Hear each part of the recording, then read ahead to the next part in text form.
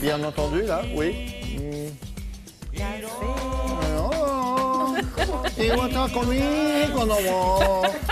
C'est du japonais. Dans le texte. Il a tout un répertoire comme ça, inspiré, n'est-ce pas, des grandes chansons françaises. Adamo a eu beaucoup de succès encore là-bas. Bon, on va s'intéresser, vous l'avez compris, à un partenariat culturel qui est vieux de 90 ans entre la France et le Japon. On s'est dit, tiens, on va orienter ça du côté de la gastronomie. Et effectivement, les Japonais, contrairement à ce qu'on croit, ne mangent pas que des sushis du matin au soir. Ben oui. La preuve, ce matin, ils mangent quoi? Du porc pané ce matin. C'est bon ça? Oui, c'est délicieux. Alors, faut pas sortir de Saint-Cyr, c'est vraiment du porc, une côtelette que l'on a pané. Donc vraiment, c'est extrêmement simple comme recette. Sauf que il y a un ingrédient japonais qui change tout, c'est cette chapelure, la chapelure panko. Et panko, P-A-N-K-O. Oui. C'est un truc que j'ai découvert, mais alors vraiment ça a révolutionné mes panures. Ça, je n'utilise plus que ça, c'est exactement ça.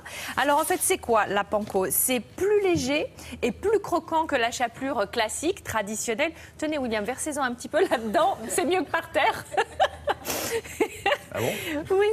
Et figurez-vous que ça retient bien moins la graisse que la chapelure classique, car les petits morceaux sont plus grands qu'une chapelure classique, et ça retient moins la graisse ou l'huile que la chapelure traditionnelle que l'on utilise, nous, ici, dans les pays européens. Je vous jure que ça donne une croustillance que vous n'obtiendrez avec aucune autre chapelure. C'est un produit incroyable. Je vous jure, on a jamais mis de chapelure. Je ne sais pas comment vous le dire. Ne jurez pas, Marie-Thérèse, ne jurez pas. Appelez-moi Marie-Thérèse, j'aime bien. Ça vous va bien. Alors, on y va. Je vous montre quand même cette recette de porc pané avec une sauce tonkatsu, qui est vraiment là aussi une sauce emblématique japonaise. Donc, on a juste besoin de côtelettes de porc, des farines, des œufs, du panko, donc pour la panure, et il nous faudra également un petit peu de chou et de la sauce tonkatsu. Nous allons commencer en fait par préparer les différents éléments de la panure. Donc on va commencer par la farine, les œufs et la panko. Ça c'est vraiment la base pour faire une panure.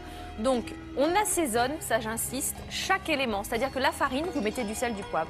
Les œufs, vous les battez, vous mettez du sel, du poivre. La panko, vous rajoutez du sel, du poivre. Il faut assaisonner chaque élément pour avoir ensuite un plat évidemment savoureux. Donc ça, c'est donc cette fameuse chapelure panko. Pan signifie pain et ko, c'est un suffixe japonais qui signifie petit bout. Vous voyez, des petits bouts de pain. Et là, on le voit bien, la texture est beaucoup plus épaisse, les morceaux sont beaucoup plus gros qu'une chapelure traditionnelle, si bien qu'on aura un croustillant plus important et que ça va moins absorber l'huile ou le gras. Donc c'est vraiment un produit fabuleux. Vous allez le faire revenir. Une fois que vous avez passé votre viande de porc dans la farine, dans l'œuf et dans la panko, vous allez la faire dorer à la poêle avec un petit peu de matière grasse. Donc, c'est fini. C'est vraiment la fin de cette recette. C'est juste une escalope. Oui, vous êtes déçus. Non, mais attendez. Il n'y a pas un truc comme ça dans les escalopes milanaises aussi? Ils ont pas non, mais bien sûr. Mais là, ça n'a rien à voir. Donc, si. Vous allez le couper en petites lamelles et vous allez mettre dessus de la sauce tonkatsu. Oui, bien sûr, dit-elle, mais c'est pas ça. Quoi qu'il en soit, accompagnez donc le tout d'un petit chou, un petit chou chinois. Et puis là, ce qui compte aussi, c'est l'assaisonnement. Donc toujours du vinaigre de riz qui est très important dans cette cuisine et un petit peu d'huile neutre. Alors quand je dis huile neutre, c'est tournesol, colza, arachide. Bref, ce vinaigre de riz avec cette huile, vous mélangez de tout, un peu de sel, un peu de poivre si vous le souhaitez. Et vous pouvez dresser donc à côté de votre escalope de porc pané. Là voilà la sauce tonkatsu. Vous voyez, c'est entre liquide et épais. Ça se rapproche, si vous voulez, de la Worcester sauce. Ça a un goût sucré, fruité et une texture, vous le voyez, pas très liquide, un peu épaisse, nappante si on y va par là. Et moi j'ai rajouté quelques petites graines de sésame parce que voilà, pour le décorum. Où est-ce qu'on la trouve la chapelure panko? Parce que on peut le trouver facilement. Exactement, c'est pas si facile que ça. Dans les magasins asiatiques, vous l'aurez deviné. Et il y a en ce moment l'expo Le Japon Rive Gauche où vous retrouverez tous les produits qu'on a ici. Parce panko. Oui, panko, P-A-N-K-O, ou sur Internet. Alors c'est bien parce que regardez comment ils font là-bas. Au lieu d'avoir du riz qui se balade dans votre truc et qui peut sortir par tous les côtés comme je le fais moi-même, hop là. Non, c'est super. Et ça se referme avec un petit zip.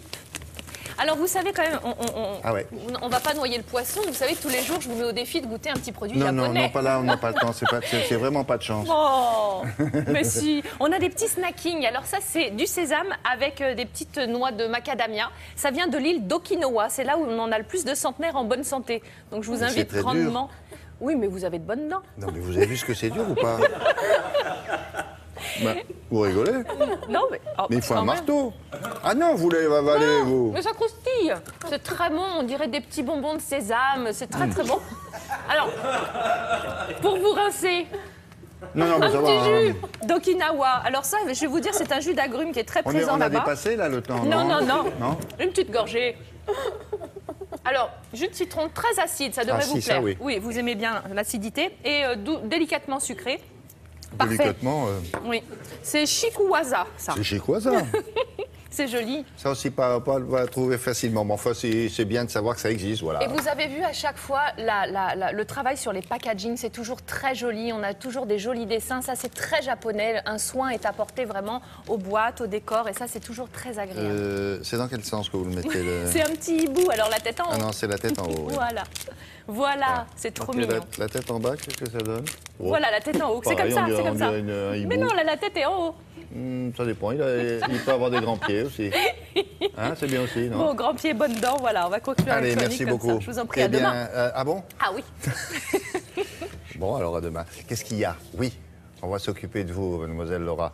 Elle voudrait parler de gastronomie, elle aussi. Parce que il n'y a pas de raison. Alors allez-y. Je voulais vous parler d'œnologie, William. D'œnologie. Et d'un nouveau site qui s'appelle Wine Republic, qui est une place de marché communautaire qui vous met en relation avec des vignerons, des jeunes producteurs, quelle que soit la région que vous souhaitez. Alors attention, ce n'est pas un site de rencontre, parce que quand je vois la photo des vignerons, ils sont plutôt beaux gosses. Mais voilà. Calmez-vous. Donc, à consommer avec modération, mais les vignerons, vous pouvez Qu'est-ce qui est à rentrer en consommer contact avec modération? Le vin, mais pas les vignerons. Ah, je vous signale que, pardon, c'est délicieux. C'est vraiment très bon. C'est très très bon. Absolument. Comment vous appelez ça? Oh là là, alors attendez, enfin, le nom en japonais, c'est des petits snackings. Qu'est-ce qu'il y a dedans? Alors, c'est du sésame et de la noix de macadamia, mais il en existe aussi en version salée, avec des cacahuètes, des herbes, de l'ail. Oui, ça sent ça un peu. Ouais. Merci beaucoup, on va s'intéresser.